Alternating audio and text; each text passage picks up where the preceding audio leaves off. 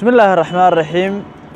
waxaan socday barnaamijkeeni aan uga hadlaynaa afarta tiir ee nafta ay ka kooban tahay oo ahaa aqliga iyo jirka iyo caadifada iyo ruuxda maanta waxaan ka hadlaynaa caadifada marka aan leenahay waxa weeye qofka dadka uu xiriirka la leeyahay uu jacaylka ka dhaxeeyo ama maaragtay la rabo inay xiriir ka dhaxeeyaan dadka u dhow dadkaas waxaa kamid ah waalidka waxaa kamid ah awlaadaada waxaa kamid ah qaraabadaada waxaa kamid ah asxaabtaada markoowaad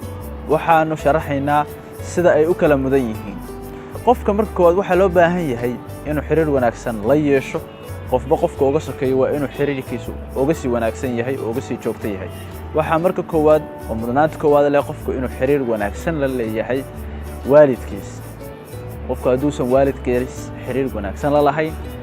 معنيه waxa way qofkaas waxa khalal ku jira oo wax ka khaldan yihiin qaabkiisa ama macnaha systemkiisa caadifada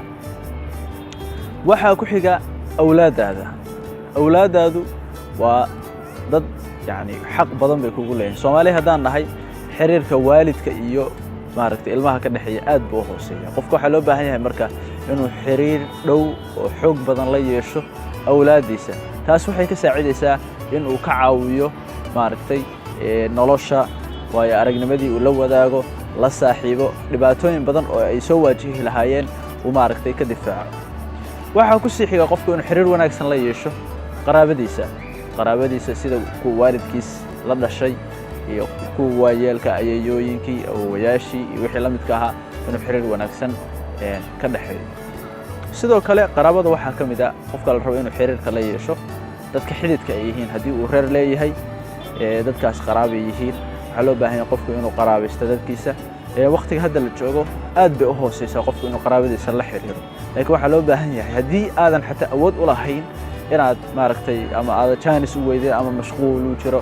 markii aad aragtay qof qaraabo aad tihiin inaad si fiican u salaantid oo la sheekaysatid oo la qosashid oo aad maaragtay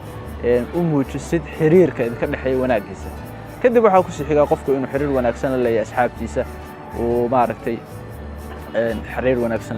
la leeyahay asxaabta la leeyahay xiriir wanaagsan waxay ka dhaxay waa asxaab nooc ma waxa laga yaabaa binaadamku waa qof macaqada oo maaragtay xiriirkiisu uu la yaab leeyahay qof laga yaabaa laba bari in isbarataan oo isfiican isu dhex gashaan laakiin qofkaas si fiican uma taqaan xaqiiqatan waa khalad ay dad badan ku kadsoomaan laga yaabaa qofkaas inuu arrinka leeyahay ama mashruuc leeyahay taas ay keento in aad maaragtay conflict u yimaado marka waxa loo baahan yahay qofka saaxiibka la oran karo ee calaaqadu idinka dhaxayso ee saaxiibkaas uu noqon karo saaxiib muddo dheer maaragtay saaxiibtinimada ka dhaxayso tusaale ahaan waxa la yiraahdaa qofka waa ina saaxiibo ahaydeen ilaa 10 sano